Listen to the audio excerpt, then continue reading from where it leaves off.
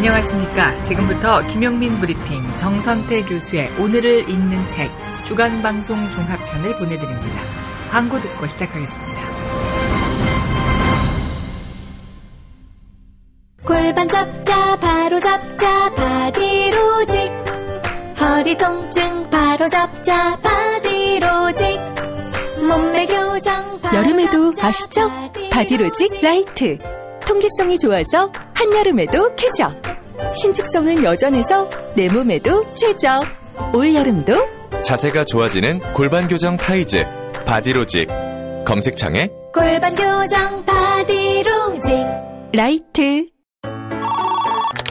중고차죠? 네. 그런데 이 차 진짜 있는 거 맞죠? 정말 이 가격에 살 수 있는 거죠? 아이, 그럼요. 빨리 오시면 됩니다. 여러분, 이거 다 거짓말하는 걸 아시죠? 더 이상 속지 마세요. 허위 매물에서 우리의 가족과 이웃을 지키는 더불어 중고차. 직영 정비소를 운영하여 더욱더 믿음이 가는 더불어 중고차. 카카오톡 검색창에 더불어 중고차를 검색하시거나 1661-3363, 1661-3363으로 전화주세요. 이제 월요일 방송분 함께 하시겠습니다. 오늘을 읽는 책, 문학평론가인 국민대학교 국문학과 정선태 교수와 함께합니다. 국민대학교 한국어문학부 국어국문전공 정선태 교수님 함께하겠습니다. 교수님. 네, 안녕하세요. 6월항쟁 바로 그 이튿날입니다. 올해는 6월항쟁의 의미가 각별합니다. 왜냐, 영화 1987 때문에 그렇습니다. 네, 그렇습니다. 지금 한반도를 둘러싼 국제정세가 숨가쁘게 돌아가고 있죠. 예. 오늘 녹음하는 시점에서 뉴스를 보고 있는데, 예. 김정은 위원장과 트럼프 대통령이 싱가포르에 도착해서 내일 담판을 남겨놓고 있는 것 같습니다. 예. 네, 어떤 내용의 담판이 이루어질지 궁금하기 짝이 없는데, 네, 그래도 가긴 가야죠. 한반도의 운명을 가름할 그야말로 슈퍼위크가 시작되는 것 같습니다. 북미 정상회담에 지방선거에 그리고 월드컵까지, 월드컵이야 그렇다 치더라도 정말 한반도의 운명이 어디로 방향을 잡을지 가슴을 졸이지 않을 수가 없습니다. 예. 오늘은 6월 10일, 방송은 6월 11일 날 되겠지만 60항쟁, 그리고 60항쟁의 확대판 6월 항쟁의 출발 지점이기도 하죠. 이한열 열사의 죽음과 그 기억을 둘러싼 얘기를 다룬 김숨의 장편 소설 L의 운동화 준비했습니다. 예. 작가 이름이 김숨이고요. 제목이 L의 운동화입니다. 알파벳 L입니다. L은 아마도 이한열 열사가 아닐까 싶은데요. 네, 맞습니다. 이한열의 모델이고요. 혹시 김 PD 80년대 중반, 87년 요 무렵에 어떤 신발 신었는지 기억하십니까? 아, 그때 프로스펙스 나이키도 있었고요. 네. 근데 이때 그 사마고무라는 데서 만든 타이거란 신발이 대단히 유행했었다고 하네요. 그랬죠. 예. 네, 제 기억에는 가물가물한데 그 이한열 열사가 신었던 그 신발이 사마고무에서 만든 타이거였다고 합니다. 한 짝은 잃어버리고 오른짝만 남아있다고 하는데 2015년에 이한열 운동화 복원 작업이 있었어요. 미술품 복원 전문가인 김겸 박사가 이 복원 작업을 담당했다고 하는데 구글이나 포털 사이트에서 찾아보시면은 이한열 운동화 복원 이렇게 검색해 보시면은 그 운동화의 모습을 볼 수가 있습니다. 예. 1987년부터 시작해서 2015년까지니까 대략 몇 년입니까? 28년쯤이 지난 시점이죠. 지난 시점에 운동화가 어떤 상태였겠는지 미루어 짐작할 수 있을 것 같습니다. 예. 밑창이 거의 100조각 정도로 다 부서져 버렸고요. 그리고 신발도 형체를 알아볼 수 없을 정도로, 특히 밑창은 복원이 어떻게 될까 싶을 정도로 원형이 훼손된 상태입니다. 근데 이 운동화 복원 작업이 진행되는 과정에서 여러 가지 일이 있었던 것 같습니다. 기억 복원의 차원에서 얘기할 수 있을 것 같은데, 아무튼 그 김겸 박사가 주도해서 이한열 운동화 복원이 성공했습니다. 정말 원형 그대로 이 복원된 모습을 사진으로 볼 수가 있고요. 그리고 신촌 쪽에 가면 이한열 기념관에서 함께 볼 수 있을 것 같습니다. 예. 김수매 장편 소설 LA 운동화는 이한열 운동화 복원 작업 그 과정을 소설로 다시 재현한 겁니다. 여기서 미술 전문 복원가인 화자인 나는 김경 박사를 모델로 한 것 같고요. 여러 예술 작품을 복원 작업을 참조하면서 운동화 한 켤레도 아니고 한 짝을 복원해가는 그 섬세한 과정들이 정말 치밀한 문체로 서술되어 있습니다. 흔히 우리가 역사를 기억의 투쟁이라고 하잖아요. 예. 그리고 이 기억은 항상 그 구체적인 매개물로 형성되어 유지되는데 이 작가에 따르면 LA 운동화, 이한열의 운동화야말로 기억의 투쟁을 매개하는 구체적인 사물이라고 생각하는 것 같습니다. 어떤 역사적 사건이 있으면은 역사 사건이 지난 후에 문학적으로 형성하는 작업이 뒤따르곤 하는데요. 의외로 87항쟁, 6월 항쟁을 소설로 형상화한 작품들은 많지가 않습니다. 제가 알기에는 박태순 선생이 쓴 작품 밤길에서 만난 사람인가요? 그 작품과 김수매 LA 운동화 등 한 손으로 헤아릴 정도로 적습니다. 여러 가지 사정이 있었을 것 같은데 소련 붕괴와 함께 90년대로 진입하면서부터는 왜 80년대를 꼭 기억하느냐 하는 식으로 그 시대를 좀 잊고자 했던 것 같아요. 그리고 한참 지나서 후일담 문학이라는 게 등장하고요.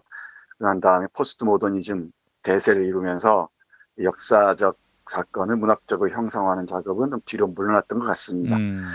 그런 의미에서 김수매 장편소설 이 LA 운동화는 2016년에 간행됐는데요. 상당한 의미가 있지 않나 싶습니다.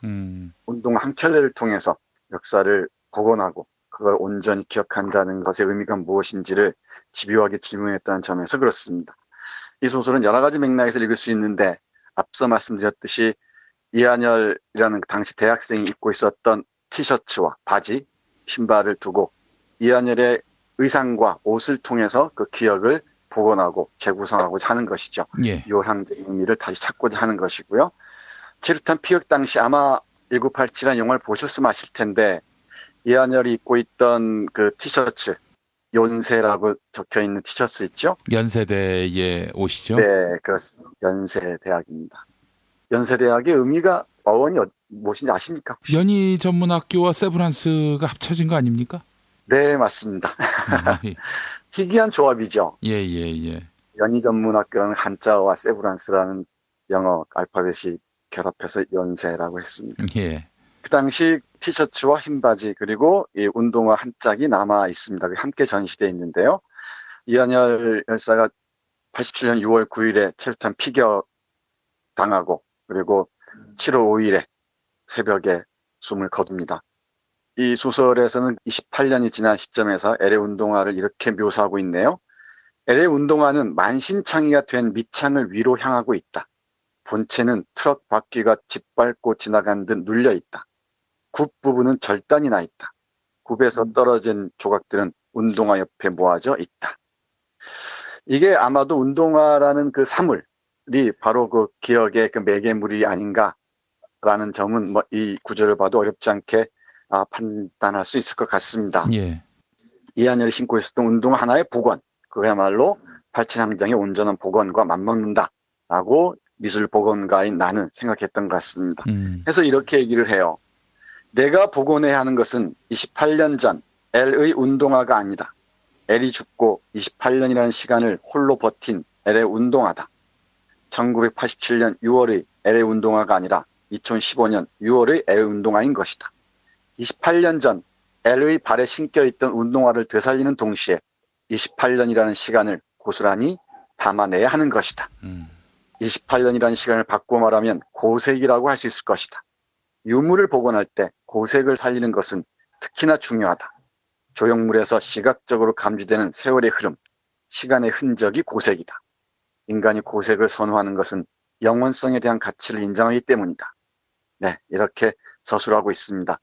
그러니까 단순한 신발 한 짝이 아니죠. 신발 한 짝에 새겨진 역사의 기억들을 어떻게 복원할 것인가가 이 소설의 핵심 테마라고 얘기할 수 있을 것 같습니다. 예. 이 소설에서도 여기저기 언급하고 있습니다만은 나치에 의한 홀로코스트 때 수많은 그 신발들이 모인 장면들이 있습니다. 신발들은 다 다르다는 거죠. 똑같은 상표로 할지라도 그 사람의 삶의 무게와 상응해서 정말 다른 다양한 형태, 모양을 띠고 있습니다. 우리 김 PD처럼 몸무게가 많이 나가는 사람의 신발과 저처럼 가벼운 사람이 신는 신발은 분명히 다르겠죠. 똑같은 그 상표를 신다 하더라도 그것처럼 신발 한 켤레 그 사람의 사연들, 이야기들이 깊이 새겨져 있다는 것을 전제하고 소설 읽으시면 굉장히 흥미진진할 것 같습니다. 또 하나 이 소설을 읽으면서 제 눈을 사로잡은 문장이 딱 있습니다. 이렇습니다. 엘의 운동화를 복원하는 것은 애도의 행위이기도 할 것이다. 네, 이 문장입니다. 바로 그 운동화를 복원하는 것. 이한열이 고통스러운 시간을 겪으면서 서서히 숨을 거둬야 했던 그 기억들을 우리가 온전히 복원하는 것이야말로 이한열의 죽음을 애도하는 것이기도 하고 진실을 밝히는 것이기도 하고 역사적 의미를 되새기는 것이기도 할 것입니다. 엘의 운동을 복원하는 게 하나의 애도 행위라는 것. 한 미술 복원가의 이야기에 깊이 귀를 기울여야 할 것 같습니다. 이쯤 되면은 이 소설이 어떤 식으로 흘러가고 있는지 어느 정도 그림을 그릴 수 있을 것 같습니다. 그래서 이 작가는 엘의 운동화를 보면서 운동화가 하나 인공적인 유기물이 아니라 살과 피와 뼈로 이루어진 덩어리같이 느낄 때가 있다고 진술합니다. 바로 그 신발에는 영혼이 깃들여 있는 것인지도 모르겠죠. 오늘 문재인 대통령이 남영동 대공 분실을 민주화 기념 공간으로 재현해야 한다고 밝혔다고 하죠. 87 항쟁의 출발이 87년 1월 남영동 대공 분실에서 고문치사로 숨을 거둔 박종철 열사에서 시작하지 않았습니까? 그 공간도 하나의 공간으로 남겨둘 게 아니고 역사의 기억을 간직한 장소로서 복원하고 그 의미들을 두고 새겨야 할 것 같습니다.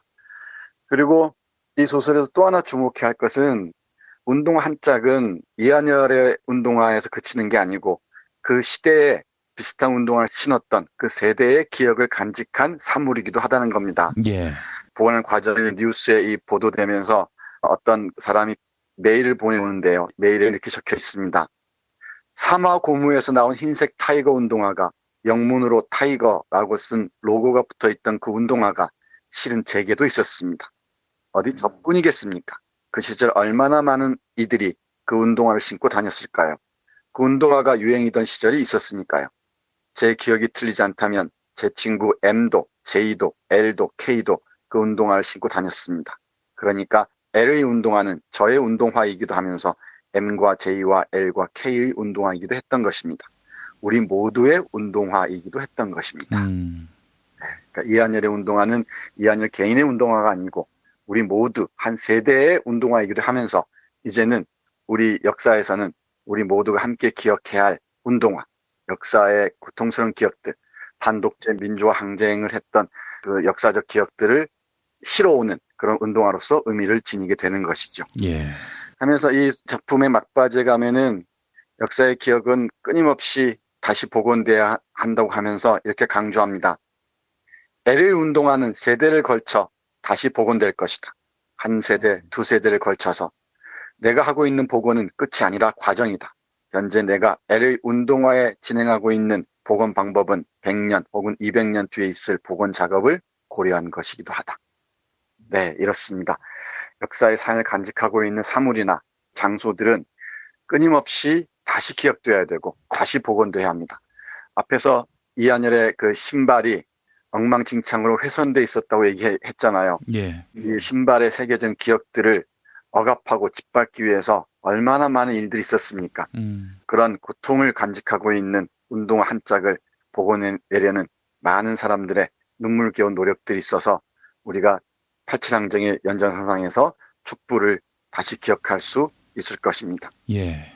87 항쟁을 문학적으로 아주 멋지게 형상화한 김수의 엘의 운동화 소개해드렸습니다.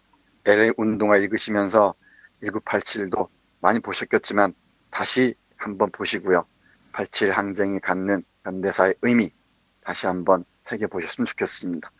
아울러서 마지막으로 복원가가 엘의 운동화를 통해서 본 의미가 무엇인지 읽어보겠습니다. 화자는 이 운동화에서 어떤 사람 냄새를 맡았다고 하네요. 읽어보겠습니다. 실은 냄새가 났었습니다. LA 운동화를 관장님으로부터 인수받아 제 작업대로 가져온 날부터 보존연구소에 이상한 냄새가 떠돌았었습니다. 인공 유기물이 썩으면서 풍기는 냄새가 아니라 생명체가 썩으면서 풍기는 냄새였습니다. 살이 짓무르고 피가 썩고 오장육부가 부패하면서 풍기는 냄새였습니다. 그 냄새를 극복하기가 쉽지 않았습니다. 실은 그 냄새를 극복하지 못했습니다. 도무지 극복이 안 되던 그 냄새가 어제 갑자기 사라졌습니다. 다른 사람들은 맡지 못했던 그 냄새를 저만 맡은 것도 기이하지만 그 냄새가 서서히 사라지지 않고 어느 날 갑자기 사라진 것도 기이합니다. 네, 아주 중요한 구절 같습니다. 예. 신발이 간직하고 있던 어떤 생명성, 이한열의 온전한 삶의 모습이죠. 이게 제대로 애도되지 못하면은 이렇게 원혼이 돼서 어쩌면 짓무르고 피가 썩고 오장육부가 부패하면서 정말 불쾌한 냄새를 풍겼을 겁니다. 근데 이게 온전한 형태로 복원이 되면서 그 냄새가 사라졌다는 것이죠. 예. 그러니까 역사의 기억들을 온전히 복원할 수 있을 때라야 원한을 간직한 기억들은 구천을 떠돌지 않고 하늘로 제대로 돌아갈 수 있을 테고요. 그건 살아있는 우리에게 또 다른 자선으로서 바람직한 사회를 추진할 수 있는 동력이 될 것입니다. 알겠습니다. 정말 6월 항쟁, 이한열의 운동화, 우리의 남긴 상징하는 바가 매우 큽니다. 우리 시대에 바스러진 것들과 복원해야 할 것들, 그것이 무엇인지를 또 돌아보게 만들었고 말이죠. 네, 그렇습니다. 교수님은 1987년에 뭐 하셨습니까? 여기저기 떠돌아다녔습니다. 흔히 농담삼아 운동을 많이 했다 그러는데 그때 뭐 탁구도 하고요. 뭐 철봉 운동도 하고 했습니다. 그런데 85, 86, 87년에 정말 많은 일들이 있었습니다. 예. 제가 다니던 학교에서도 수많은 사람들이 한 달에 몇 명씩 분신, 투신하는 거 죽어갔고요. 또 건대 사건 같은 거 다 기억하실 겁니다. 도로 노동자 투쟁도 기억하실 테고요. 정말 그 격변의 시기였습니다. 1979년 10월 12일부터 시작한 전두환의 새로운 독재 정권에 저항하기 위한 정말 그 대규모 시위가 80년대 전체를 관통했는데 특히 87년의 정점에 이르렀었죠. 예. 그리고 6월 29일 6월 항쟁의 결과로 노태우의 항복 선언을 받아냈었습니다. 그 이후에는 상당 부분 이제 좀 잠잠해진 것 같은데 60 항쟁의 결과, 정확히 6월 항쟁의 결과로 우리는 문학 쪽에서는 이른바 그 월북 작가들 작품을 읽을 수 있게 됐고요. 금서들이 많이 풀렸죠. 그리고 어떤 사상의 자유들도 이전에 비해서 조금은 보장받을 수 있었던 그런 계기가 됐죠. 예. 제가 이 소설을 소개해드리면서 여기저기 많이 표시를 해놨는데 한 부분 빠뜨렸어요. 예. 마저 여러분들께 꼭 읽어드려야 할 것 같습니다. 예. 역사의 기억들을 우리가 복원한다는 게 쉬운 일은 아닙니다. 고통스러운 일일 경우도 많죠. 예. 그 하나의 상징처럼 이 작가는 이렇게 쓰고 있습니다. 밑창 굽 부분에서 탈락한 조각들을 맞추는 것은 상실된 조각들이 있다는 것을 알면서도 완성해야만 하는 퍼즐 맞추기와 같다. 설사 모든 조각이 온전하게 보존되어 있다 하더라도 그리고 그 조각들을 완벽하게 맞춘다 하더라도 LA 운동화 밑창에는 복원이 불가능한 지점들이 존재한다. 모세혈관처럼 미세한 금들뿐 아니라 땅구멍처럼 미미한 구멍들이 규칙 없이 마치 망각의 지점들처럼 네, 이렇게 있다는 거죠. 그걸 이제 우리 후대의 몫이겠죠.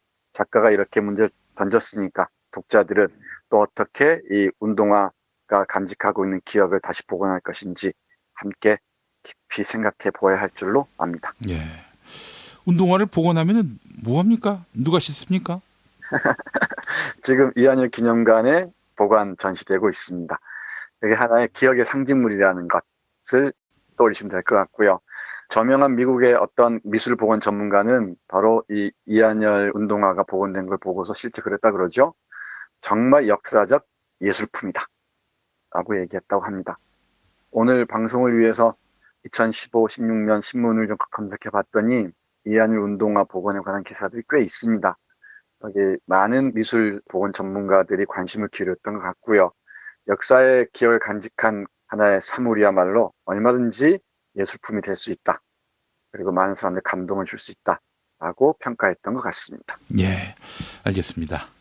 정선태 교수님 오늘 말씀 잘 들었습니다. 네, 고맙습니다. 스피드 퀴즈! 퀴즈입니다. 돌잔치, 칠순잔치, 가게 홍보, 체육대회, 창사기념일. 정답! 기념품! 문제를 끝까지 들으셔야죠. 이럴 때 사용하는 판촉물이나 기념품, 답례품, 단체 선물 등을 취급하는 전문업체로서 국민을 위해 제대로 일하는 언론과 정당에 후원을 하는 판촉물 전문업체는 어디일까요? 정답! 네피알! 네? 어디라고요? 네피알! 네, 정답입니다. 판촉물이나 단체 선물이 필요할 때 이왕이면 우리 편 회사 네피알을 찾아주세요. 인터넷 검색창에 네피알을 치시거나 032-519-4800으로 전화주시면 친절하게 상담해드립니다. 그런데 상품은 뭔가요? 네피알에 가서 고르세요. 3만 가지가 넘는 물품이 있어요. 탈모인 여러분, 샴푸 살 땐 반드시 천연 99% 이상, pH 5.5, 피부 자극 1% 미만인지 확인하세요. 2-3일에 머리 하나 더 빠지는 걸 우습게 보지만 2-3년이면 정수리만 1000개 차이 납니다. 그렇지만 샴푸로 머리가 나진 않으니 이미 빠진 곳은 어쩌냐고요? 뿌리 깊은 샴푸 두피 영양제가 있습니다. 보건복지부상, 에이펙 최우수 기술상, 발모 촉진 조성물 특허 99%의 효과, 식약처 인증으로 부작용 없는 유일한 모낭 영양제. 가격도 세트로 구입하시면 두피 모발, 피부 개선까지 하루 330원. 뿌리 깊은 샴푸 쇼핑몰에서 기적의 사용 후기도 검색해보세요. 1566-7871. 다이어트는 결국 먹는 게 문제다! 문제긴 하지. 매끼 식단 챙기기도 번거롭고 빼도 금세 다시 찌고. 아직도 몰라? 비타샵 다이어트를 해봐. 안 그래도 궁금했는데 어떻게 뺀 거야? 몇 개월 한 거야? 몸에는 안 나빠? 물어 뭐래. 비타샵 가봐. 같이 해. 1522-6648 혹은 비타샵을 검색해주세요. 이제 화요일 방송분 함께 하시겠습니다. 오늘을 읽는 책, 문학평론가인 국민대학교 국문학과 정선태 교수와 함께합니다. 국민대학교 한국어문학부 국어국문 전공 정선태 교수님 함께하겠습니다. 교수님? 네, 안녕하세요. 예, 교수님. 오늘 어떤 책 소개해 주시겠습니까? 네, 오늘은 오래전부터 만지작거렸던 책 한홍구 교수의 대한민국사 함께하고자 합니다. 2003년에 간행된 이 책은 현대사를 공부하고자 하는 사람들에게 또는 현대사에 흥미를 가진 사람들에게는 스테디셀러가 됐죠. 한반도의 역사의 전환기를 맞이한 이번 주에는 한홍구 교수의 대한민국사를 3번에 걸쳐서 여러분들에게 소개해드리고자 합니다. 제가 이 책으로 현대사에 눈을 떴습니다. 그러셨군요. 예, 이 책 나오기 이전에 한겨레 20일 기고문이었거든요. 기고문을 엮어서 이제 대한민국사가 나온 건데 한겨레 20일도 열심히 읽었고 나중에 책으로 나왔을 때도 모든 책을 다 샀습니다. 잘하셨습니다. 예. 이 책은 정말 많은 분들이 더 많이 읽어주셨으면 좋겠어요. 예. 우리가 몰랐던 현대사의 이면들을 역사학자의 날카로운 눈으로 포착하고 있는 책입니다.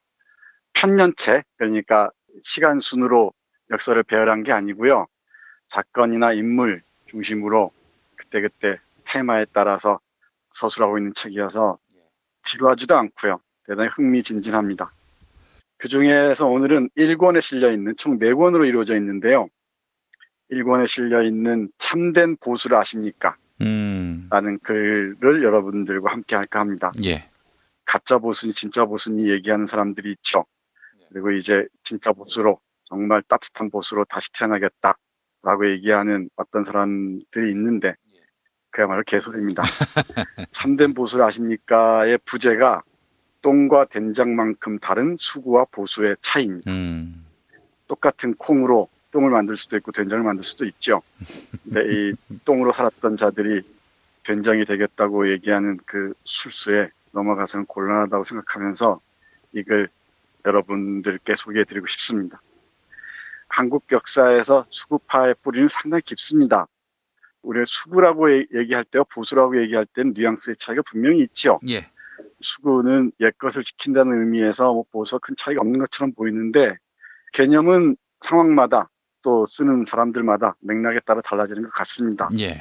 근데 제가 보기에는 정말 보수는 그야말로 지켜야 할 가치, 전통과 긴밀한 관련성을 지니고 있는 데 비해서 지금 사용하는 수구란 개념은 철저하게 자기 사적 이익에 충실한 방향으로 정치 권력을 악용하는 자들이라고 얘기할 수 있을 것 같습니다. 예.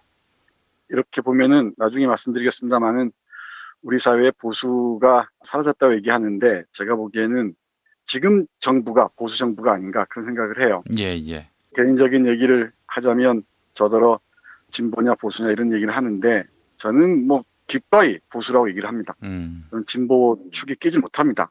이건 어떤 다른 생각을 염두에 둔 발언이 아니고 제 생각이 보수적이에요. 오래된 것들 좋아하고요. 그리고 전통적 맥락 속에서 현재의 의미를 읽고 싶고 또 제가 좋아하는 사람들도 이른바 진보적인 사람들이라기보다는 보수적인 사람들이 많습니다. 예. 이 책에서 얘기하는 황현이나 이건창, 김구, 김수영 이런 사람들도 진보라기보다는 보수라고 얘기하는 게 훨씬 더 설득력이 있을 것 같습니다. 예. 한홍구 교수에 따르면 수구와 보수를 가르는 결정적인 기준을 한마디로 얘기하자면 자본주의에 대한 태도, 그리고 민족에 대한 태도일 것 같아요. 예. 근데 이 보수라고 얘기하면은 과거로부터 물려받은 지혜로서의 전통을 유지하기 위해 노력하는 사람들입니다. 그러니까 그 사람들은 맹목적으로 전통을 고집하는 것이 아니고요. 정말로 지켜야 할 것은 지키기 위해 버릴 것을 버릴 줄 아는 사람들입니다. 예. 그리고 이 사람들은 개혁을 주장하고 최소한 포용을 하는 사람들입니다. 예를 들면은 서구에서 근대 보수주의 아버지라고 불리는 에드먼드 버크라는 사람이 있습니다. 영국. 네, 그렇습니다. 이 사람은 프랑스 혁명의 소용돌이 혼란을 피하기 위해서 적극적인 개혁을 옹호한 사람입니다. 예. 그리고 디즈레일리라는 사람도 있죠. 대표적인 보수주의 정치가인데 이 사람도 자유주의적 급진 개혁을 예방하기 위해서 자유주의자들보다 더 개혁적이고 혁신적인 선거법 개혁을 단행합니다. 이게 진짜 보수주의자들이죠. 예. 그러니까 자본주의나 민족주의하고 다른 맥락에서 이해하자면은 이 진보와 보수 얘기를 쉽게 이해할 수 있을 것 같습니다. 근데 불행하게도 우리 한국 사회에서는 건강하고 합리적인 보수주의가 뿌리지 못했다는 건데 예. 저자의 판단에 따르면 하나는 민족주의적인 감수성을 지닌 합리적인 보수주의자들이 일제 말기에 다 친일파로 넘어갔다는 것. 이게 하나가 있고요.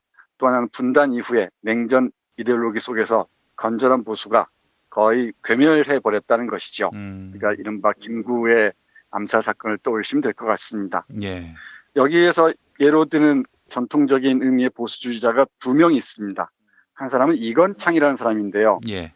이건창은 한말의 아주 대표적인 유학자였습니다. 이건창 선생은 동학난이 일어나자 소탕해야 한다고 강경하게 주장한 보수주의자였습니다. 예. 그러니까 이 조선시대 전통을 파기해서는 안 된다고 생각했던 것 같죠. 그런데 이 사람은 동학농민군을 비난하면서도 그들의 어려운 처지에 공감했고요. 예. 그리고 그들을 난에 이르기까지 한 학정을 더 매섭게 비난하는 사람이었습니다. 그리고 이건창이 암행어사로 파견되면은 가렴주구를 행사하던 관리들을 그야말로 한치의 애누리도 없이 처단했다고 합니다.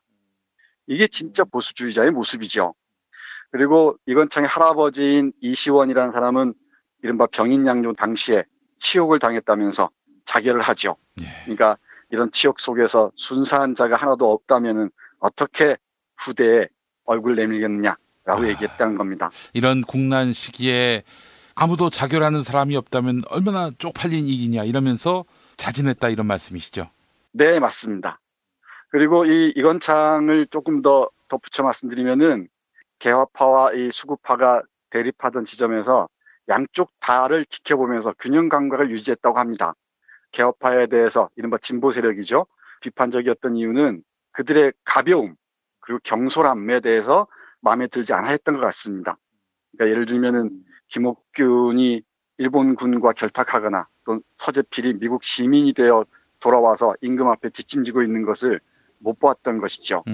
그러면서 끝까지 어느 쪽에도 편들지 않고 어느 관직에도 나가지 않고 고종이 계속 관직에 나아가라고 얘기함에도 불구하고 난 차라리 귀향을 가겠다.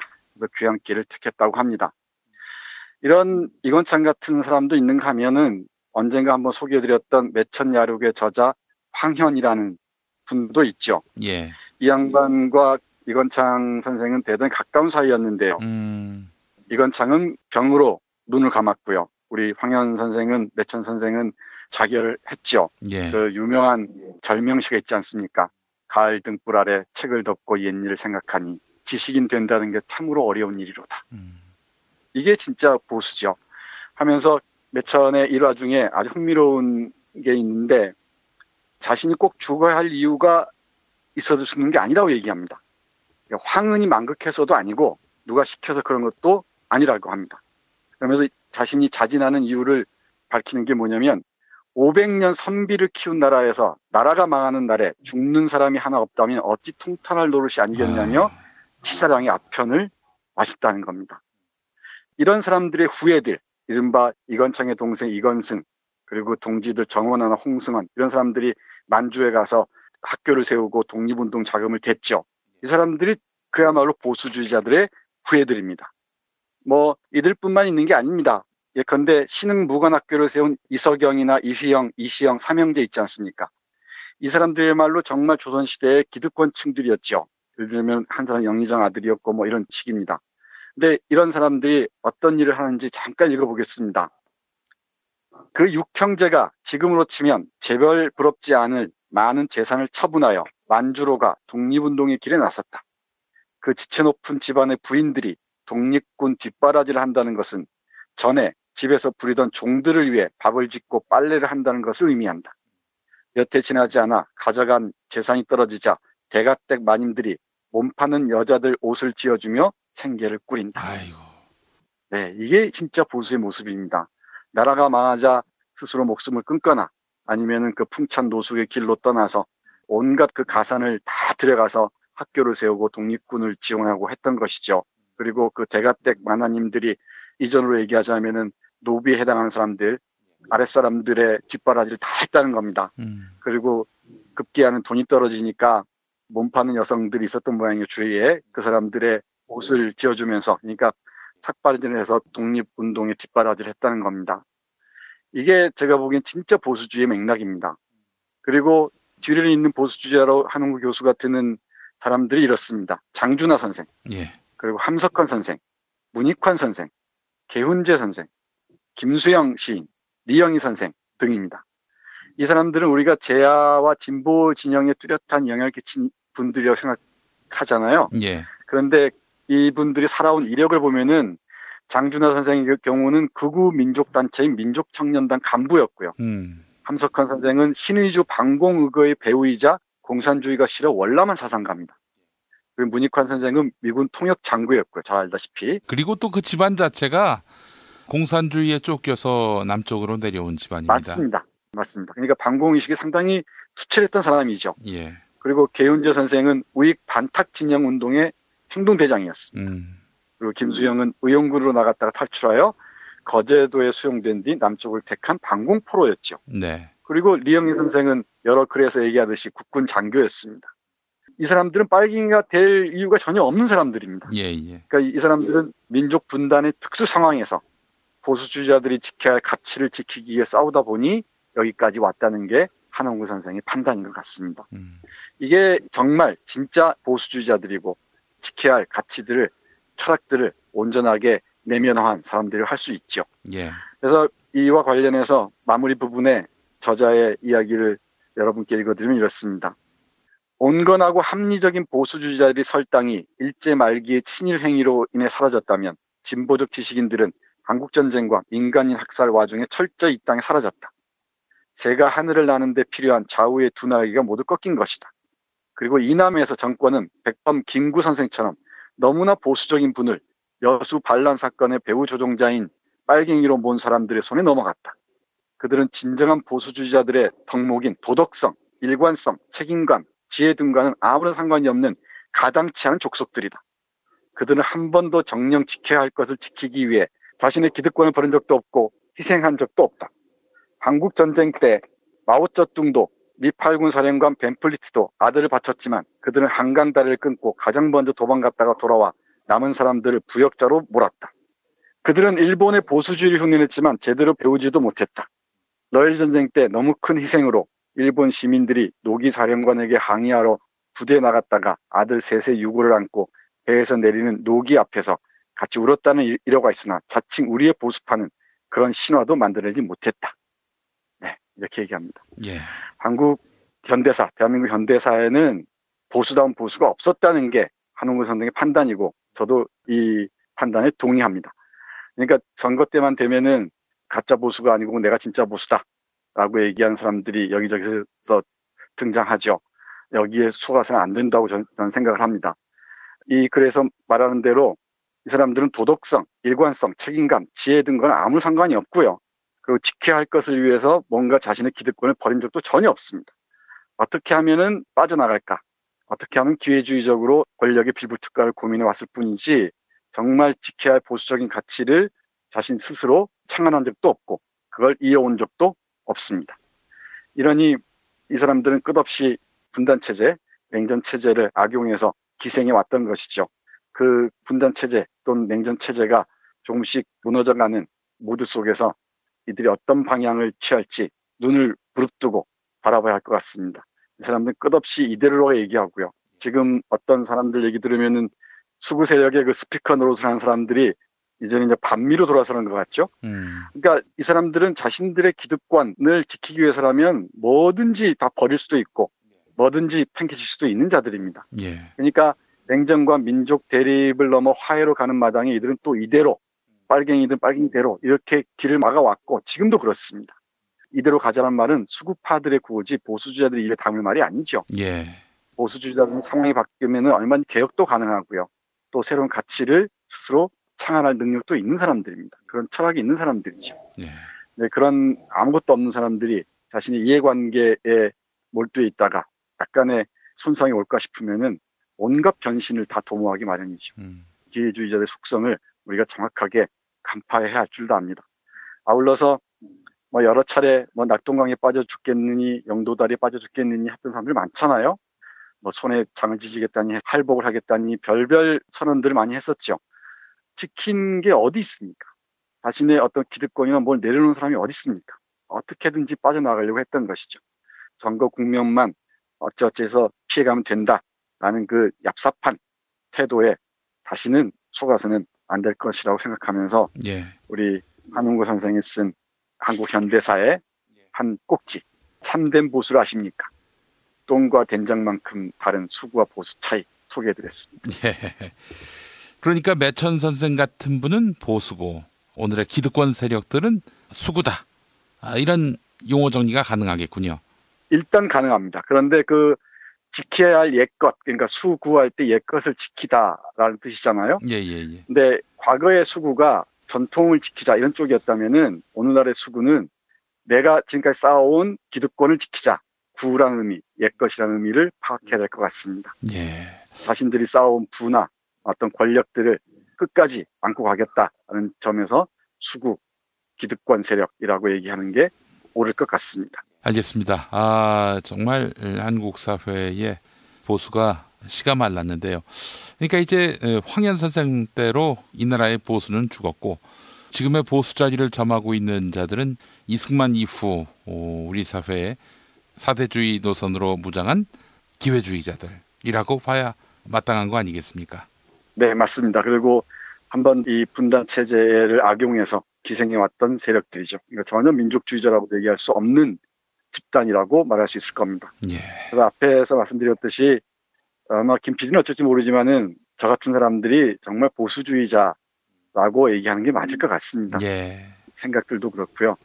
꼭지는 그렇게 얘기하는데 지금 민주당이 제가 보기엔 정통 보수 세력으로 나가는 게 맞을 것 같다고 저는 생각을 해요. 이건 동의하든 동의하지 않든 제 생각이니까 크게 개의치 않으셔도 됩니다만은 이렇게 새로운 보수가 형성되고 그리고 또 다른 진보 진영들이 분명히 있을 거 아닙니까? 예. 그런 그 진보 진영들과 보수 진영들의 정말 생산적인 토론과 논쟁이 이루어져야 한국 사회가 조금이라도 바람직한 방향으로 나아갈 수 있지 않을까 생각을 합니다. 그런 점에서 이번 선거가 이른바 보수를 찬칭한 수구 기득권 세력들을 어떻게 할 것인지 촛불혁명의 연장선상에서 깊이 한 번쯤 가늠해 볼 필요가 있다고 생각합니다. 예, 알겠습니다. 교수님 오늘 좋은 말씀 감사합니다. 네, 고맙습니다. 생활인을 위한 꿀팁. 집 두 채에 월 10,000원 화재보험 카페. 화재 배상, 심지어 도난 피해까지. 여기에 더해 가전제품 고장 수리비까지. 우와, 우리 집 말고 부모님 집까지 두 집에 월 10,000원이라고요? 식당, 노래방, 임용실 같은 상가와 숙박업소, 사무실, 공장, 창고, 목조주택까지 모든 업종의 화재보험과 배상 책임보험도 상담해드립니다. 02849-9730 연중무휴라 언제든 02849-9730. 아이고 무릎이야. 주사도 맞고 무릎 보호대도 이것저것 써봤는데 효과가 없네. 무릎펜 몰라? 무릎펜? 무릎펜이라고 이번에 새로 나온 무릎 관절 보호대야. 우리 부모님도 무릎펜 사용하시고 운동하는 재미에 푹 빠지셨어. 어디서 살 수 있어? 네이버에서 무릎펜을 검색 후 쇼핑몰에서 구매하시고 상담은 010-2255-4489 최 과장을 찾아주세요. 이제 수요일 방송분 함께 하시겠습니다. 오늘을 읽는 책, 문학평론가인 국민대학교 국문학과 정선태 교수와 함께합니다. 국민대학교 한국어문학부 국어국문전공 정선태 교수님 함께하겠습니다. 교수님. 네, 안녕하세요. 네, 교수님 사전 투표하셨습니까? 아직 안 했습니다. 아껴뒀습니다. 아, 오늘 하시는군요, 오늘. 네, 그렇습니다. 예. 투표일을 맞는 소회가 어떠신지? 네, 제 개인적으로는 재작년부터 이어진 촛불 혁명에 하나의 종지부를 찍는 날이 아닌가 생각합니다. 예. 정말 그야말로 이 냉전 체제에서 서식해온 기회주의자들을 투표로 몰아낼 수 있는 한 번의 기회가 아닌가 싶고요. 이게 또 다른 총선으로 또 다음 선거들로 이어지겠죠. 그래서 하나의 결절점으로서 중요한 날이 아닌가 생각합니다. 알겠습니다. 오늘 어떤 책 소개해 주시겠습니까, 교수님? 네, 오늘도 어제 이어서 한홍구 선생의 대한민국사에서 한 구절 여러분과 함께 할 텐데요. 네. 전에 녹음하는 오늘 이 시간 그 역사적인 그야말로 싱가포르 회담이 있지 않았습니까? 그렇습니다. 싱가포르 회담을 보면서 이래저래 저희 머릿속을 떠나지 않은 하나의 역사적 장면이 있었습니다. 2차 세계대전 또는 태평양 전쟁이나 대동아 전쟁이라고 하죠. 이 전쟁 때 일본이 싱가포르를 함락한 사건이 있었습니다. 예.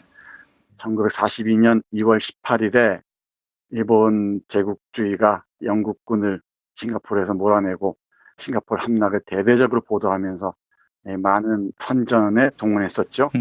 그 당시 식민지 조선의 많은 문학자들도 싱가포르 함락에 환호하면서 일본 제국주의를 찬양했었죠. 오늘 박정희의 기회주의를 얘기하기 전에 당시 싱가포르 함락을 보면서 환호하면서 일제를 찬양했던 시 한 편 여러분께 읽어드리겠습니다. 아이고, 오늘 특별한 선물을 주시는군요. 네, 시가 있는 금요일이 아닌데 싱가포르 회담을 역으로 기념하는 의미에서 우리 역사적 사건도 함께 기억해야 할 것 같습니다. 예. 우리 청취자 여러분들 노천명이라는 시인 많이 아실 겁니다. 식민지 시대 때부터 사슴의 시인으로 잘 알려져 있고요. 장날이나 이런 서정적인 시편들을 많이 썼었죠. 예. 그런데 이 양반이 모윤숙과 더불어서 일제를 찬양하는 낯뜨거운 시들을 많이 썼습니다. 예. 그 중에 하나가 싱가포르 함락입니다. 일제 말기 문학사에서는 중요한 작품, 우리 부끄러운 기억, 문학사적 기억 남아있는데 이 점을 꼭 기억하셔야 될 것 같습니다. 예. 한자어로는 싱가포르를 싱가파라고 씁니다. 싱가파. 네, 이 시에도 싱가파가 나오는데 그렇게 이해하시고 들어주시기 바랍니다. 싱가포르 함락. 아세아의 세기적인 여명은 왔다. 영미의 도가에서 일본군은 마침내 싱가포르를 뺏어내고야 말았다. 동양 침략의 근거지 온갖 죄악이 음모되는 불야의 성, 싱가포르이 불의 세례를 받는 이 장엄한 최후의 저녁. 싱가포르 구석구석에 작고 큰 사원들아, 너의 피를 빨아먹고 넘어지는 영미를 조상하는 만종을 울려라. 얼마나 기다렸던 아침이냐. 동아민족은 다 같이 고대했던 날이냐. 오랜 압제 우리들의 쓰라린 추억이 다시 새롭다. 일본의 태양이 한번 밝게 비치니 죄악의 몸뚱이를 어둠의 그늘 속으로 끌고 들어가며 신음하는 저 영미를 웃어줘라. 점잖은 신사풍을 하고 가장 교활한 족속이여 내 이름은 영미다. 너는 신사도 아무것도 아니었다. 조상을 해적으로 모신 너는 같은 해적이었다. 쌓이고 쌓인 양키들의 굴욕과 압박 아래 그 큰 눈에는 의혹이 가득히 깃들여졌고 눈물이 핑 돌 땐 차라리 병적으로 서로 숨을 쳐버리는 남양의 슬픈 형제들이여.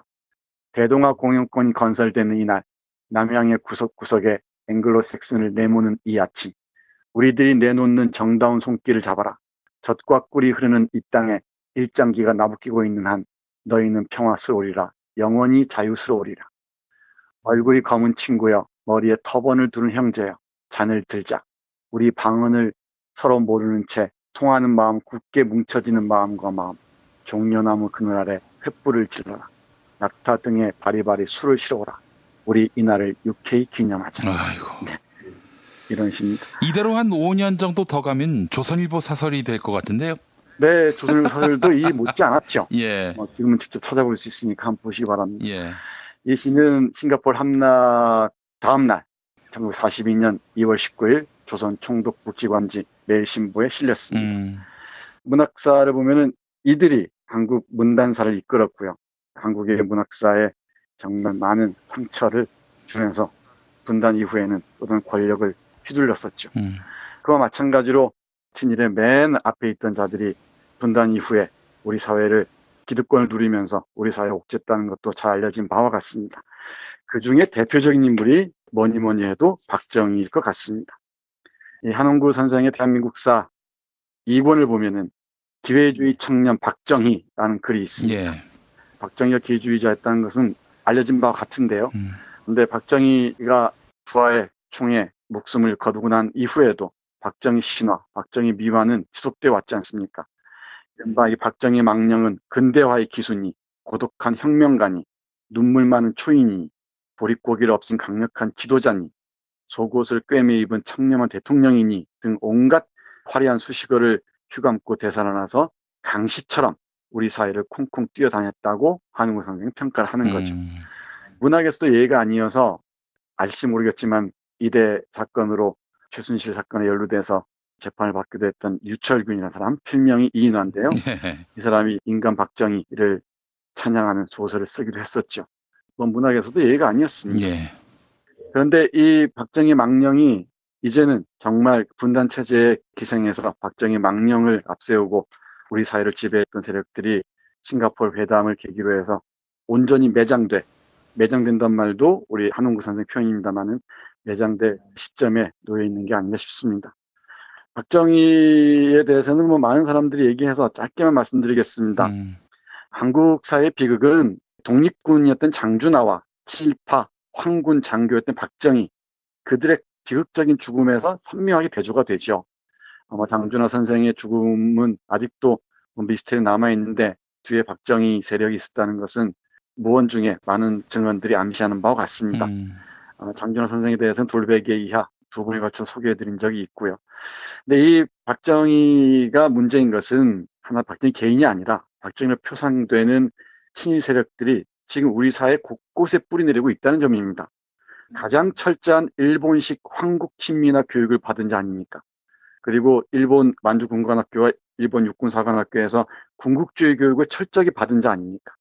그리고 대통령이 된 뒤에는 일본 군국주의 발전 모델, 특히 만주국에서 경험한 발 바탕으로 한국을 병영국가로 만들었다는 거죠. 그러니까 이 박정희라는 한 인간을 그치는 게 아니고 친일부터 이어진 기회주의자들의 표상이라고 할 수가 있습니다. 우리가 그들의 지배하에 있었던 것이죠. 그리고 그들이 지속시키고자 했던 게 바로 이 분단체제, 냉정체제, 적대적 공존이었다는 겁니다. 이런 박정희의 삶을 보면은 4번의 결정적 변신이 있었습니다. 한 번은 대구 사범을 나와서 초등학교 선생을 하다가 만주 군관학교에 입학했다는 것. 그 혈서 사건 아주 유명하죠. 예. 두 번째는 해방 직후 광복군에 가담했다는 것. 대단한 기회주의적 변신이죠. 세 번째는 남로당에 가담했다는 것. 그리고 마지막에는 여순 사건 이후에 숙군 과정에서 극적인 변신을 해서 그러니까 이 동료들을 다 불어버리고 자기는 빠져나왔다는 것이죠. 현대사의 고비고비마다 이런 기회주의적 변신을 통해서 자신의 영달을, 사적 이익들을 꾀했던 것이죠. 이 과정들을 공유하고 있는 자들을 우리가 떠올릴 필요가 있습니다. 예. 앞에서 노천명 시를 읽어드렸습니다마는 문인들뿐만이 아니고 정치가들, 경제인들 또는 학자들 이런 사람들이 곳곳에서 친일 이후에 화려한 변신을 통해서 분단 체제에 기생해 왔던 것이죠. 예. 그게 우리 사회를 지금까지 이렇게 병들게 한 게 아닌가 싶습니다. 한국식민화 교육의 천병이 됐던 초등학교 교육을 거쳐서 앞에 말씀드린 대로 진춘보국 멸사봉공이라는 혈서를 써서 만주군관학교에 들어가죠. 그리고 1944년에는 일본 육사 57기를 졸업합니다.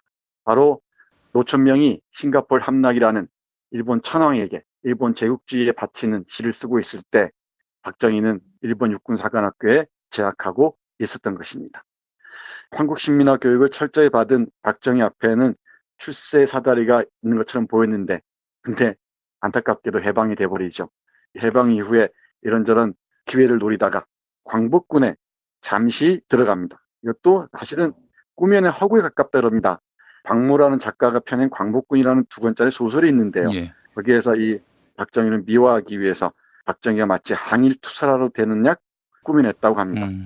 물론 잠깐 광복군에 있었던 건 사실인데 그건 뭐 자신의 일신을 보호하기 위한 수단이었던 것 같습니다.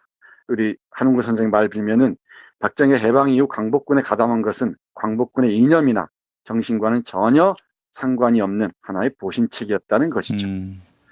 그러다가 이 박정희는 또 한 번 화려한 변신을 합니다. 박정희의 형 박상희, 김종필의 장인이죠. 이 사람이 남로당의 아주 중요한 인물이었는데 46년 10월 항쟁이 있을 때 구미 지역에서 경찰에 총에 맞아 죽습니다. 근데 이 박상희가 박정희한테 친일의 죄를 씻으라고 했다네요. 그래서 이 친일의 죄를 씻는다는 명목으로 남로당에 들어갔다고 합니다. 예. 어쩌면 변신을 통해서 따옴표 치겠습니다만 멋진 빨갱이가 된 장면이라고 할 수 있을 것 같습니다. 이게 박정희에게 끊임없는 컴플렉스로 작용했던 것 같습니다. 그래서 이 컴플렉스를 넘어서기 위해서 잘못자작해 할 테니까 내 말 잘 들으라 라는 그런 슬로건을 내세웠던 거죠. 예. 경제 부흥이라는 게 박정희 일 개인에게 돌릴 것은 아닙니다만 수많은 노동자들의 희생이 있었기 때문이죠. 근데 박정희가 경제를 성장시킬 수 있었던 그 배경에는 일본과의 굴욕적인 외교가 있었고요. 월남 파병이라는 많은 생명들을 앗아간 문제들이 있었습니다. 그리고 김일성과의 어떤 도덕성 대결에서 어쩔 수 없이 패할 수밖에 없죠. 그러다 보니까 수많은 사람들을 고문하고 간첩죄로 몰아치고 했던 것이죠. 그게 지금 자유한국당의 뿌리를 받고 있는 사람들이 박정희 정신을 이어받았다고 해도 과언이 아니죠. 과언이 아니고 정확한 말이라고 할 수 있을 것 같습니다. 그러다가 여순 사건 때는 좌익을 색출하는 그 숙군 수사에 적극 협력합니다. 그러면 자신의 동지들을 다 일러 바치는 거죠. 그리고 자기만 빠져나옵니다. 그야말로 동지들을 배신한 하나의 표상이라고 아니할 수 없을 것 같습니다. 양지를 향한 끝없는 변신을 꿈꾸었던 박정희의 그 기회주의 속성들을 낱낱이 파헤치면서 한웅구 교수는 이렇게 정리를 합니다. 그의 마지막 변신은 확실한 것이었지만 그러니까 진짜 대한민국 군인 반공주의자로 변신한 걸 얘기하죠. 예. 좌익이란 꼬리표는 그를 괴롭혔다. 군사반란으로 민주주의를 짓밟은 박정희가 유독 좌익 사범을 혹독하게 대한 것이 그의 좌익 컴플렉스 때문이었다는 설은 상당 설득력이 있다. 더구나 좌익 입장에서 볼 때 악랄한 변절자인 그는 끝까지 공산주의 사상을 고집하는 비전향 장기수들에 대해서는 단순한 컴플렉스가 아니라 일제와 비교가 안 되는 잔악한 전향 공작을 실시했다. 교사에서 황군으로, 황군에서 광복군으로, 광복군에서 남로당으로, 남로당에서 다시 우익으로 순겁북의 변신을 거듭해온 박정희는 늘 양지를 추구했다. 네, 이렇게 마무리를 하는데 제가 여기 한마디 덧붙이자면은 그 양지를 추구했던 박정희 후예들이 지금 자유한국당에 다 포진하고 있다는 점 망각하시면 안 되실 것 같습니다. 그리고 투표장에 가실 때 한웅구 선생님이 마지막 언급들 꼭 기억하시고요. 그리고 그 후예들이 우리 역사에 어떤 짓을 했는지 한 번쯤 깊이 헤아려 보셨으면 좋겠습니다. 예. 싱가포르 회담이 성공적으로 끝난 오늘 다시는 이 빨갱이 타령하지 않고 종북 타령하지 않고 북한을 증오와 적대의 대상 삼지 않고 하나의 평화로운 한반도를 꿈꾸기 위해서라도 과거에 고통스러웠던 역사 그리고 그걸 이끌었던 이 박정희라는 표상을 똑똑하게 기억해야 할 것이라고 생각합니다. 아, 그렇습니다. 우리나라가 이제 진전하느냐 아니면 퇴보하느냐 국민들이 무엇을 바라는지를 오늘 지방선거 투표를 통해서 확인할 겁니다. 국민의 총의를 1년 만에 확인할 수 있는 기회가 왔는데 결국 문재인 대통령의 지난 1년에 대한 평가도 있을 것이고요. 화해 평화로 나가는 길을 원하는 세력과 바라지 않는 세력 사이에 대결 구도가 형성되지 않았습니까? 이 대결 구도에서 우리 국민이 누구 손을 들어주느냐. 이번 선거의 성격이 그렇게 규정되고 말았어요. 그렇기 때문에 우리 국민들의 선택은 이 문제까지도 다 다면적으로 해석이 돼야 할 것이고요. 사실 뭐 그냥 깃발만 꽂으면 당선되고 승리하던 그런 시대로부터 이 대한민국이 벗어났다라는 점을 보여준다면 정치 세력들 모두가 국민들을 두려워할 줄 알 것이고요. 그렇게 되면 우리 정치는 자연스럽게 선진화되지 않겠는가 하는 그런 기대를 가져봅니다. 그렇기 때문에 오늘 투표는 매우 중요하다. 이 우리나라의 명운을 결정하는 중대 분수령이다. 이 점을 우리 국민들이 분명히 인식해야 할 줄 믿습니다. 네, 맞습니다. 그야말로 불가역적인 평화 체제로 나아가기 위한 또 하나의 출발점이 오늘 선거가 아닌가 생각합니다. 네, 알겠습니다. 교수님 말씀 잘 들었습니다. 네, 고맙습니다. 어렵사리 화장실에 마주하고 보니 왜 그 시간이 그렇게 오랬나? 왜 학문에 그렇게 힘을 주었나? 힘을 주었다 하면 안 되겠구나, 야. 스르륵 나왔다 해야지. 어깨 동무하면서. 정말 만감이 교차하는 속에서 빅동의 추억, 미궁 장사랑에서 만나보시라요.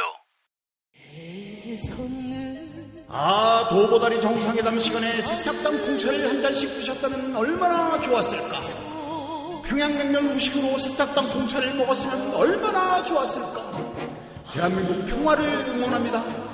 개가 짖어도 열차는 달리듯 살아생전 열차 타고 유럽여행 한번 다녀오고 싶습니다.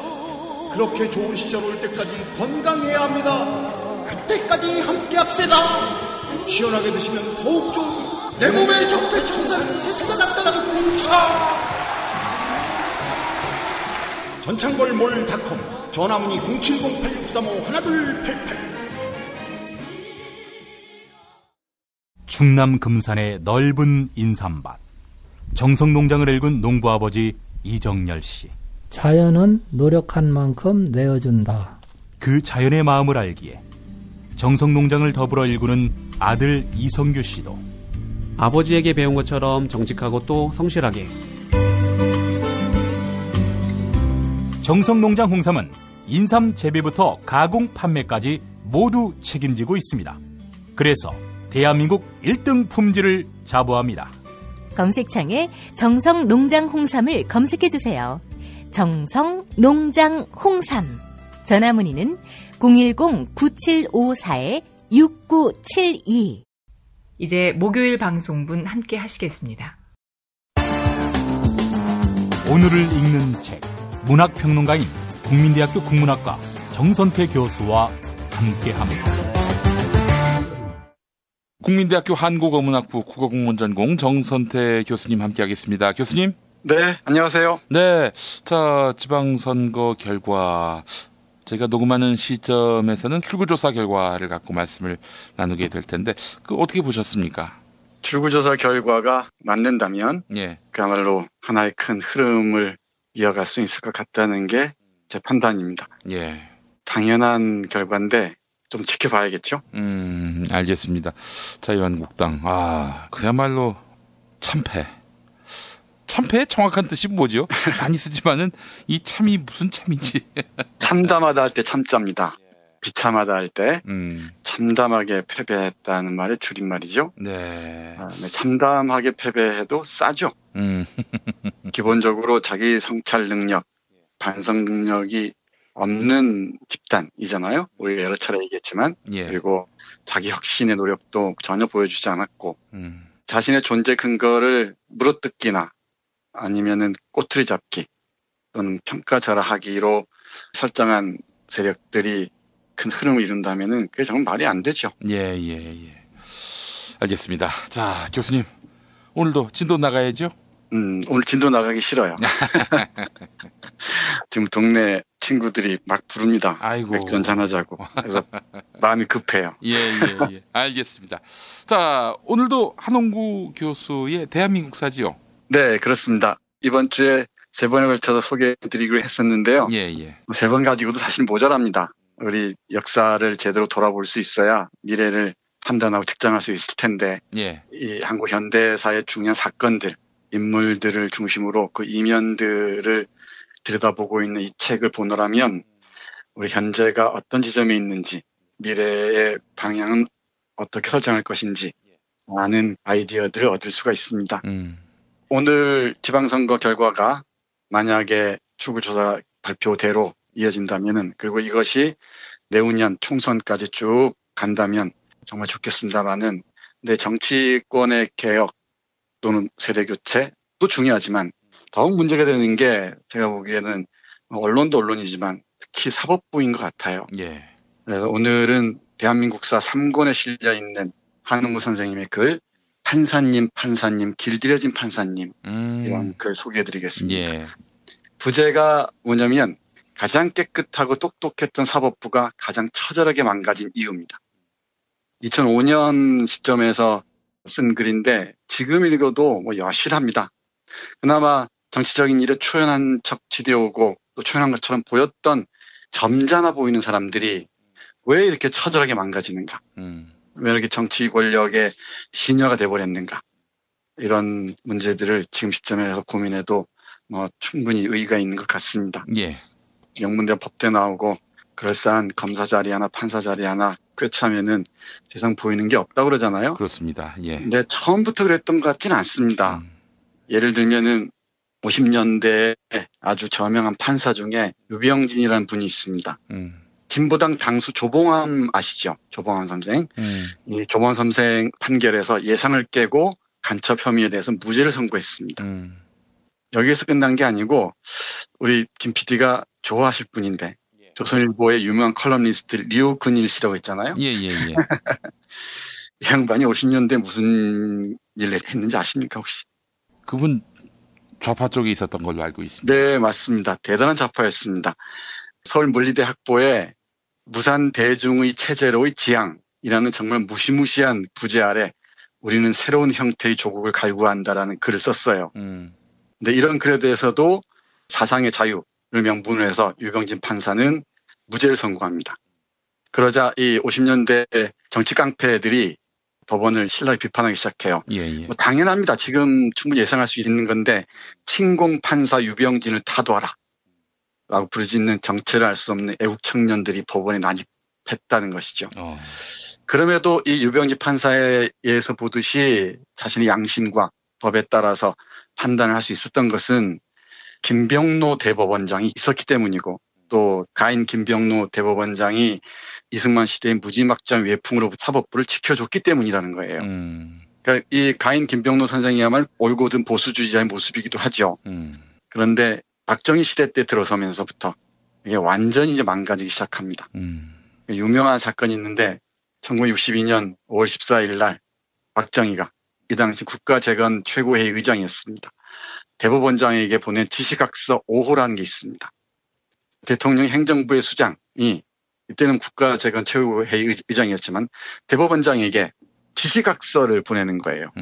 이 글에서 뭐라고 얘기하냐면 각서에서 혁명 이래 일부 법관이 아직도 새로운 세계관의 확립 없이 돈과 술에 팔리고 정실과 야합하고 있으며 중대한 국가적 사회적 법익을 침해한 불순분자는 방면하고 힘이 없어 땅을 치고 우는 약자에 대하여서는 무고한 벌을 가하고도 하등의 양심적 가책도 없이 마치 법은 자기를 위하여 존재하는 것을 착각하고 있다고 신랄하게 질책합니다.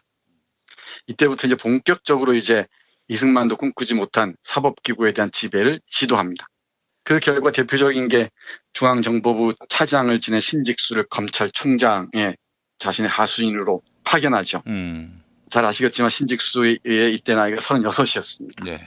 거기다가 이 신직수를 옹호하는 민복기라는 법무부 장관이 있었고요. 이 사람들이 온갖 간첩 사건을 조작하고 인혁장산 끝까지를 다 조작해서 70년대에 이른바 박정희 체제가 사법부를 완전 정복해 버린다는 겁니다.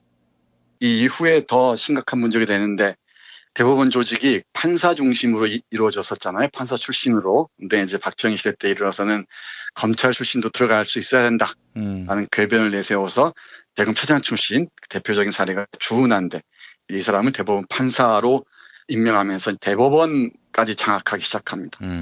주은하라는 사람은 예상치 않게도 동백님 사건 있잖아요. 예. 동백님 사건에 대해서 간첩 혐의에 대해서 무죄를 선고했는데 이게 대단한 사건이 됐던 모양입니다. 이때 또 많은 정치 군인들이 난입해서 주운하를 두고서 김일성 앞잡이니 북괴의 복마전이니 이런 식으로 대법원을 능멸했다고 얘기하는 거죠. 요즘에 양승태 시대 이 박근혜와 그 재판 거래로 뭐 떠들썩하지 않습니까? 그리고 김명수 대법원장이 기로에 서 있다 그러는데 저는 망설일 이유가 없다고 생각합니다. 대법원이 이렇게 권력의 시녀가 된 상태에서 박정희 시대 이후에 그 연장선상에서 박근혜 하수인 노릇을 했다면은 권력의 시녀 노릇을 했다면은 정말 말 그대로 뼈를 깎는 자기 쇄신을 하지 않으면은 대법원은 또 다른 권력의 노예 상태에서 벗어나지 못할 거라고 생각을 합니다. 그러니까 1971년 이후 7월에 있었던 이른바 사법파동 이런 거 많이 아실 겁니다. 언젠가 우리 김프로가 자세하게 설명해 주셨는데 이 당시에 판사들이 사표를 내고 어쩌고 했다가 사표 수리되지 않자 다시 법관의 지위를 계속 유지하고 하는데요. 이 당시에 흥미로운 말이 있었다 그럽니다. 사법부 하면 행정부, 입법부와 함께 상권 분립의 중추지 않습니까? 이때 부자는 행정부, 사법부, 입법부 할 때 부자입니다. 집부자를 쓰죠. 그런데 사법부라고 해서 행정부의 한 부서, 요즘 얘기하자면은 행정안전부 이런 식 한 부서로 전락시켰고 급기야는 사법부라고 해서 법을 죽이는 부서로 조롱받기 시작했다 그래요. 지금 생각해보면 70년대 얘기지만은 박근혜 시대 때 양승태 대법원이 한 짓을 보면은 정말 법을 죽인 이 사법부의 행태를 고스란히 보였던 것 같습니다. 그러니까 철저하게 사법부를 망가뜨린 그야말로 범죄자들이죠. 근데 이 자들은 양심에 의한 자기 처벌 능력도 없습니다. 자기 성찰 능력도 없고요. 권력에 빌붙어서 권력의 인형 노릇을 해왔던 것을 당연하게 받아들이지 않습니까? 이거야말로 민주주의 체제, 헌법뿐만 아니고 법 자체를 능멸하는 것이라고 생각합니다. 이 사법부의 근간이 무너져 버리면은 행정부가 사법부를 조종하는 상태에 이르면은 우리 국민들이 마지막으로 의지할 곳이 없어지지 않겠습니까? 그래서 이 법관들이 앞으로 다시는 권력의 눈치를 보지 않도록 말 그대로 법과 양심에 따라 판결을 할 수 있도록 하기 위해서라도 제 생각에는 짧은 생각입니다만 김명수 대법원장이 사법부의 철저한 쇄신을 위해서라도 수사를 받아야 하는 게 옳다고 생각합니다. 이 방송을 들으신다면 제 말 꼭 들으셨으면 좋겠습니다. 그렇지 않으면 두고두고 후회하실 테고 그리고 이게 70년대 이 한은구 선생님이 말씀하시듯이 박정희 체제에서 그리고 이 21세기 벌건 문명의 시대에도 법을 죽였던 박근혜 체제에 사법부가 종노를 했다는 오명을 떨쳐버리기가 어려울 것입니다. 이렇게 철저하게 망가져간 사법부를 살리는 방법은 하나밖에 없습니다. 자기 쇄신입니다. 그리고 그걸 자기 스스로 못한다면은 뭐 검찰과의 관계가 있다고 하는데 검찰의 냉정한 수사를 받는 게 저는 옳다고 생각합니다. 판사님, 길들여진 판사님이라는 글을 읽다 보면은 50년대부터 2000년대 초반까지를 압축적으로 어떻게 판사들이 특히 대법원 판사들이 권력에 길들여져 왔는가 쭉 보여주는데요. 지금 시점에서 대법원이 걸어온 길을 정확하게 들여다보고 지금 현재 어떤 위치에 있는지 스스로를 가늠할 수 있었으면 좋겠습니다. 물론 이 대법원의 향방을 결정하는 데는 우리 시민들의 힘이 중요할 겁니다. 시민들이 보이지 않는 여러 가지 힘을 통해서 대법원을 압박할 수 있어야 한다고 생각합니다. 여기가 성전일 리가 없죠. 권력으로부터 자유로운 것이 없다는 걸 분명히 알았으면 좋겠습니다. 그래서 마지막으로 우리 시민들이나 국민들이 의지하는 대법원이나 헌법재판소 등등이 제 기능을 제대로 유지할 수 있을 때까지 시민들의 압박이 그야말로 절실한 시기가 아닌가 생각합니다. 알겠습니다.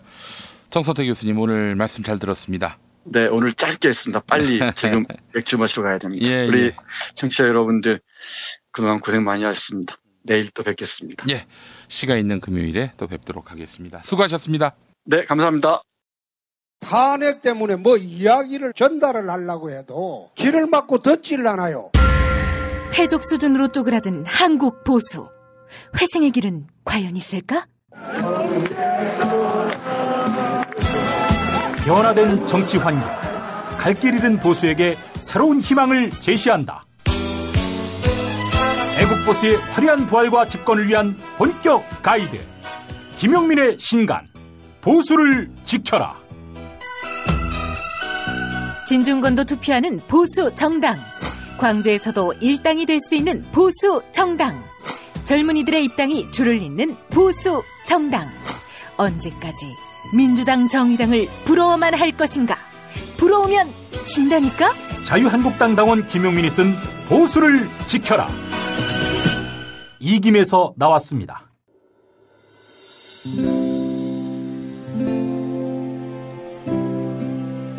그러니까 목사님은 우리 남북 관계에 있어서도 큰 정기를 마련해 주셨습니다. 늦봄 문익환 목사 탄생 100주년. 민주화와 통일운동을 위해 11년 4개월간 옥고를 마다하지 않은 행동하는 양심. 오늘 우리가 누리고 있는 이 민주주의 또 문익환 목사님 덕분이 아주 큽니다. 그가 24년 동안 살았던 서울 강북구 인수복로 통일의 집이 6월 1일 문익환 통일의 집 박물관으로 거듭납니다. 사람들이 이렇게 항상 북적북적 이렇게 했던 공간이라 아버지한테만 아니라 우리 모두들한테 굉장히 큰 의미가 있는 통일의 역사를 기억하며 통일의 길을 모색하는 문익환 통일의 집 박물관 기념사업 추진위원으로 함께해 주시겠습니까? 이건 단지 어떤 유가족들의 유산이 아니라 우리 시대가 가지고 있는 유산이기 때문에 자세한 안내는 포털 사이트에서 문익환 통일의 집을 입력해 주세요.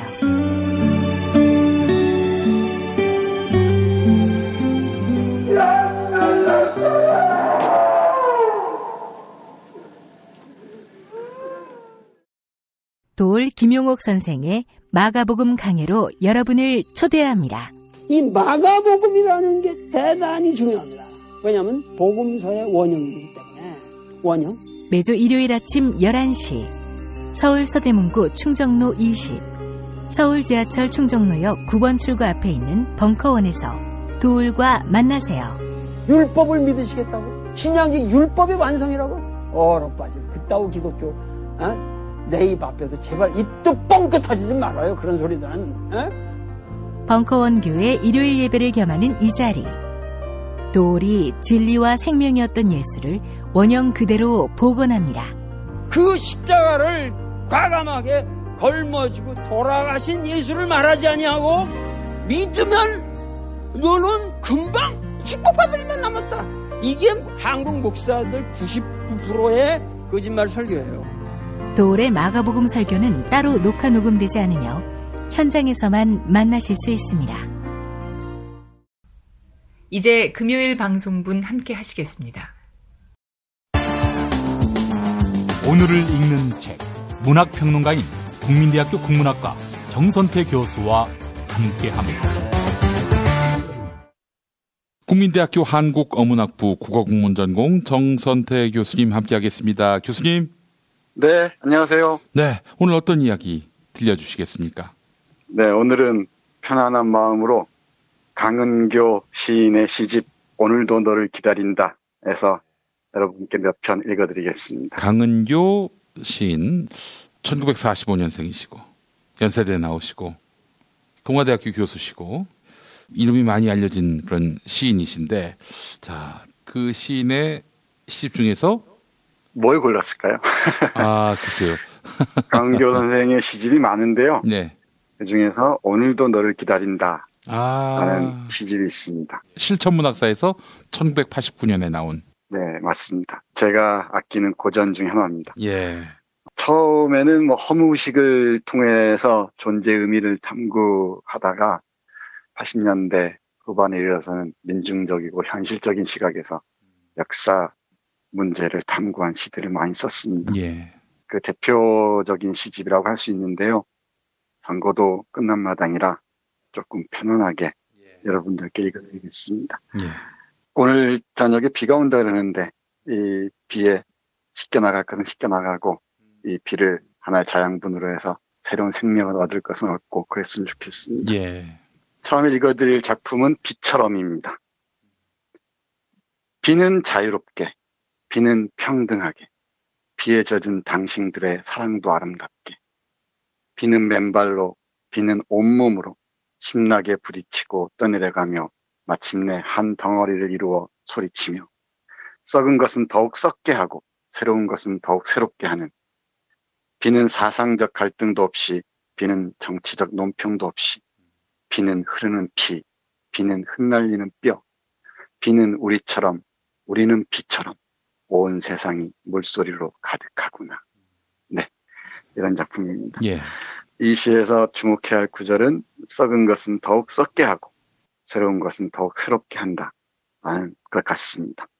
이 비에 쉽게 내려갈 건 다 쉽게 내려가서 정말 깨끗한 그리고 아름다운 세계가 펼쳐졌으면 좋겠습니다. 예. 이 시집에 좋은 작품이 참 많아요.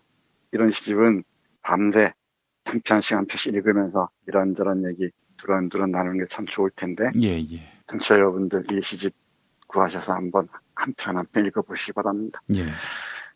그 다음 작품은 이름 모르는 꽃입니다. 이름 없는 꽃이라 그러는데 세상에 이름 없는 꽃이 어디 있겠습니까? 우리가 모르는 꽃들이 있을 뿐이죠. 이름 없는 풀은 무명초라고도 부르기도 하고 잡초라고 부르기도 하는데, 이름 없는 꽃은 글쎄요, 이름이 정말 없어서 이름 없는 꽃일까요? 이름 없는 꽃은 없을 겁니다. 이름이 없다면은 인간들이 모른다는 얘기죠. 예. 식물학자들이 가만히 있을 리가 없죠. 그리고 금방 말씀하신 대로 잡초라고 하셨는데, 잡초에 왜 이름이 없습니까? 수많은 우리가 잡초로 분류되는 식물들에도 다 이름들이 있죠. 예. 그리고 불교의 세계에서 얘기하듯이 잡화들, 잡초들이 이 세상을 아름답게 하는지도 모르겠습니다. 이름 모르는 꽃 읽어드리겠습니다. 예.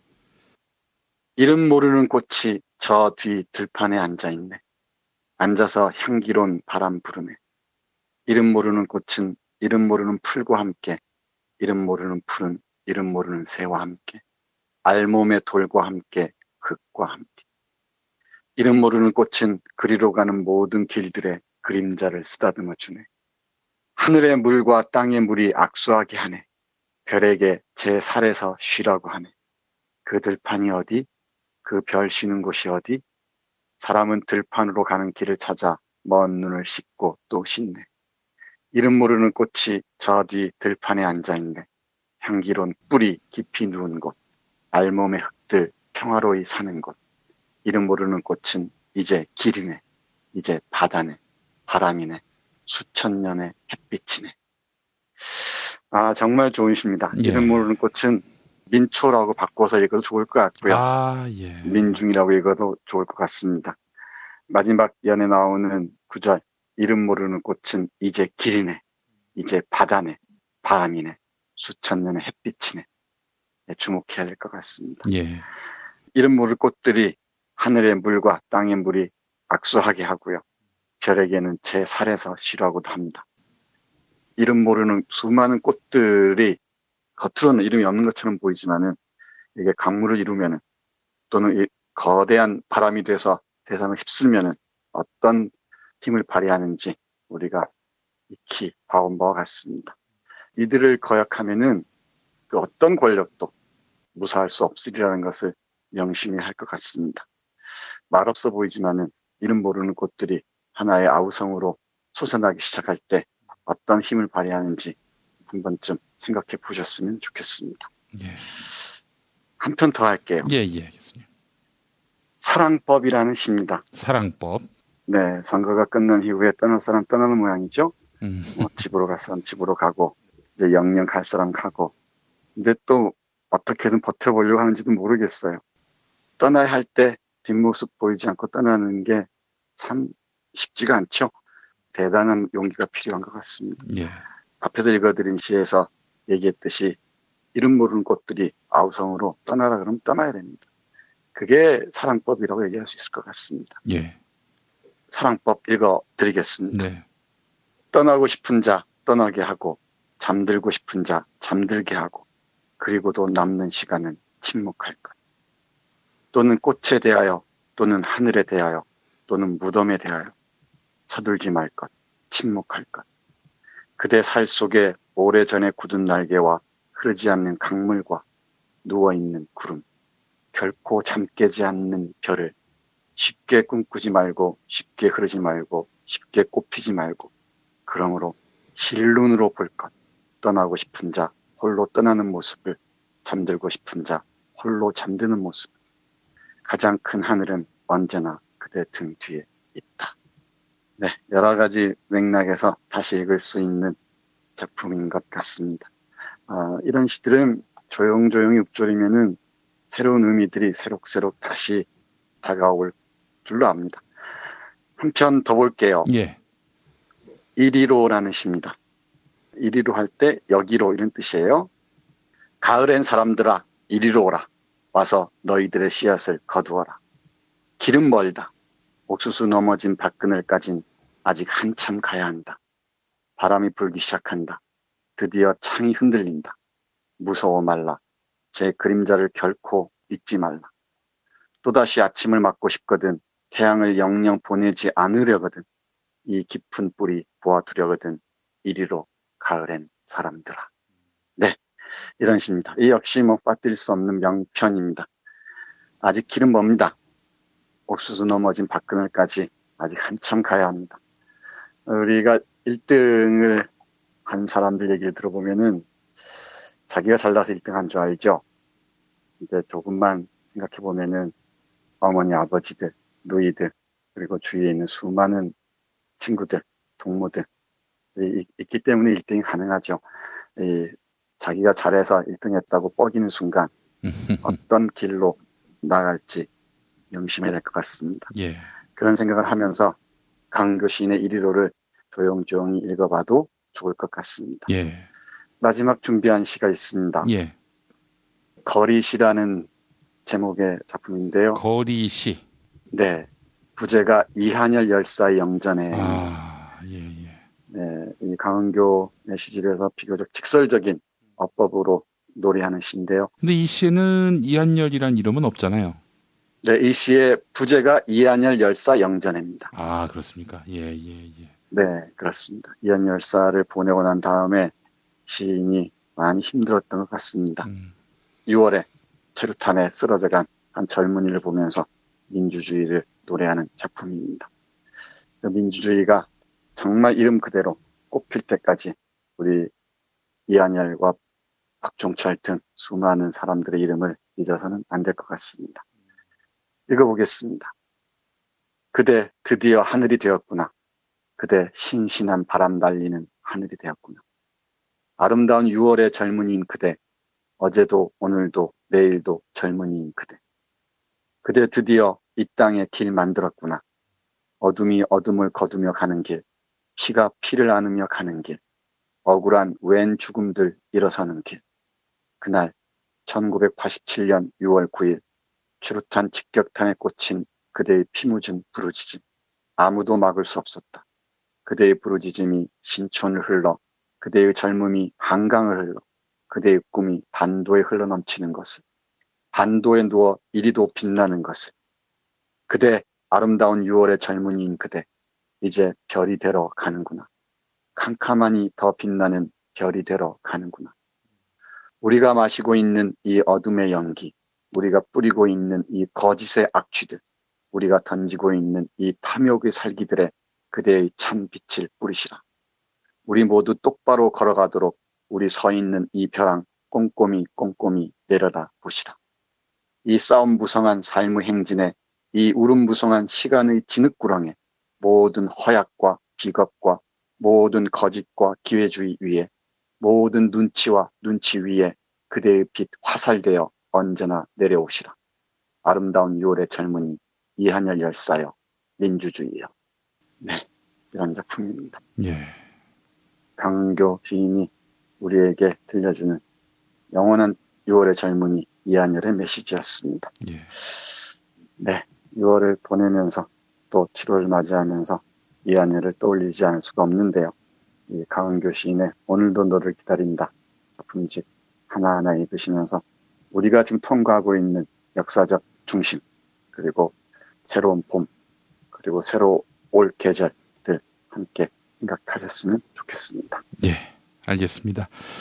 자, 정선태 교수님 오늘 말씀 잘 들었습니다. 네, 고맙습니다.